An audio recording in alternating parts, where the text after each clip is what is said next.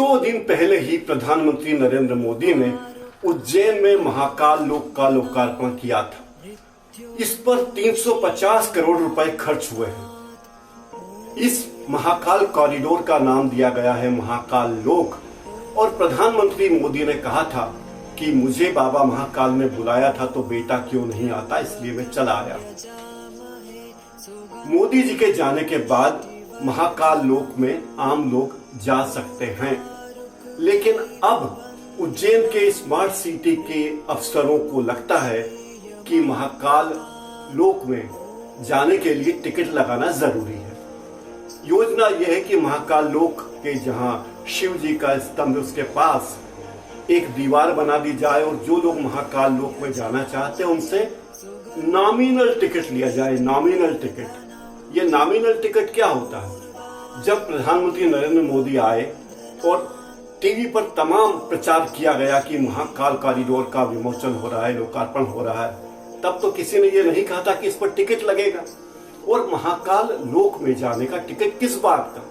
जो कॉरिडोर बना है, यानी महाकाल लोक जो बना है, उसके लिए जो पैसा खर्च किया गया है वो स्मार्ट सिटी ने जरूर किया है। लेकिन जरा याद कीजिए, जब उज्जैन के ही बेगमपुरा के 200 मकान हटाने की बात आई थी, तब वो सारा पैसा महाकाल मंदिर प्रशासन की तरफ से दिया गया। स्मार्ट सिटी के अफसरों को अब लगता है कि मोदी जी चले गए, वाहवाही हो गई, अब टिकट लगाया जा सकता है, अब कोई रोक टोक नहीं है। आपको बता दूं कि महाकाल मंदिर में तत्काल टिकट के नाम पर 250 रुपए लिए जाते हैं।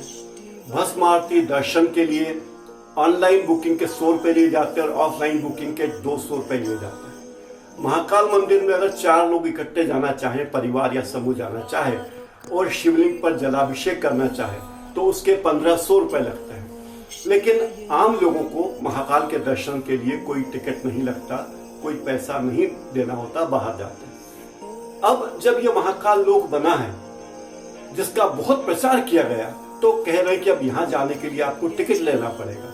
क्या उज्जैन के महाकाल कॉरिडोर की तरह काशी के कॉरिडोर में भी जाने के लिए कोई टिकट की बात हुई है? तो फिर यह बात कहां से आई?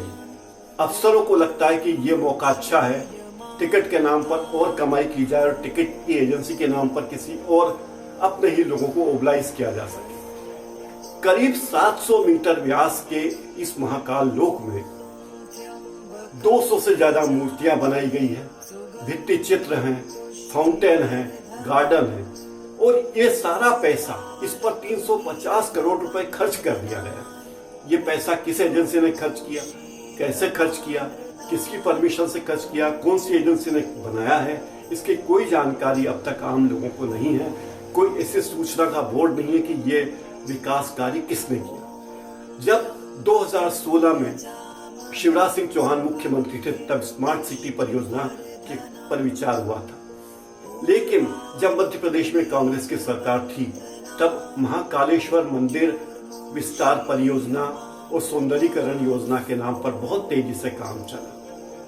यानी इस बात में जितना बीजेपी की सरकार का योगदान है उतना ही कांग्रेस की सरकार का भी योगदान रहा है। लेकिन जब लोकार्पण की बात आई तो कांग्रेस की सरकार और कमलनाथ को पूरी तरह भुला दिया गया। खैर, यह बात अपनी जगह है। अब अफसरों को लगता है कि महाकाल मंदिर लोकार्पण हो चुका है, मंदिर के पूरे कॉरिडोर का लोकार्पण हो चुका है, अब हमें क्या? और शिवराज सिंह चौहान को भी पूरी वाहवाही मिल चुकी, उन्होंने भी बहुत तामझाम दिखा दिया। सवाल ये कि जो तमाम मूर्तियां बनाई गई है, 200 मूर्तियां, भित्ति चित्र वगैरह बनाए गए हैं, ये धूप में, बरसात में, ठंड में इनकी साफ सफाई कैसे होगी, मरम्मत कौन करेगा, यह बताने वाला अभी कोई नहीं। 60% मूर्तियां, 60% मूर्तियां फाइबर की बनी हुई है। फाइबर की मूर्तियां कैसी? जैसे कि आप मैकडोनल्ड में जाते हैं, मैकडोनल्ड की शॉप में, तो वहाँ जो बुढ़ा सा बैठा रहता है जवान, या KFC में एक व्यक्ति बैठा रहता है बेंच पर, वैसी मूर्तियां भगवान की बना ली गई। आपने कई पेट्रोल पंपों पर देखा होगा कि फाइबर की मूर्तियां हैं जिसमें कोई पेट्रोल डाल रहा है। ऐसी मूर्ति भगवान की मूर्तियां बना दी गई है, जिनकी उम्र कितनी होगी ये पता नहीं, लेकिन पैसा बहाना था, पानी के नाम पर पैसा बहाना था, और क्यों ना बहाएं। अब मध्य प्रदेश में अगले वर्ष चुनाव होने वाला है, तो यह पैसा पानी की तरह बहाना वाजिब था, ताकि लोगों को लगे कि सरकार ने कितना काम किया है।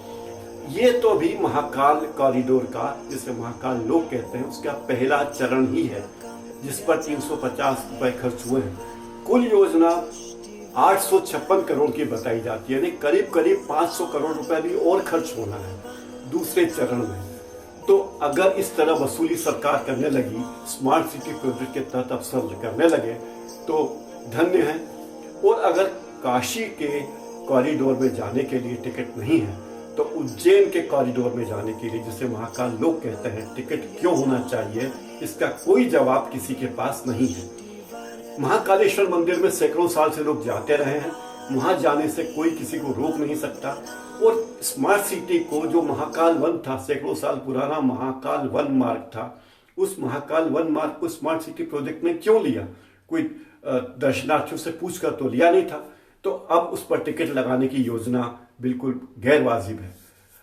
दोस्तों, इस योजना का विरोध कीजिए। महाकाल लोक में विचरण करने का टिकट नहीं लगना चाहिए, नहीं लगना चाहिए, नहीं लगना चाहिए।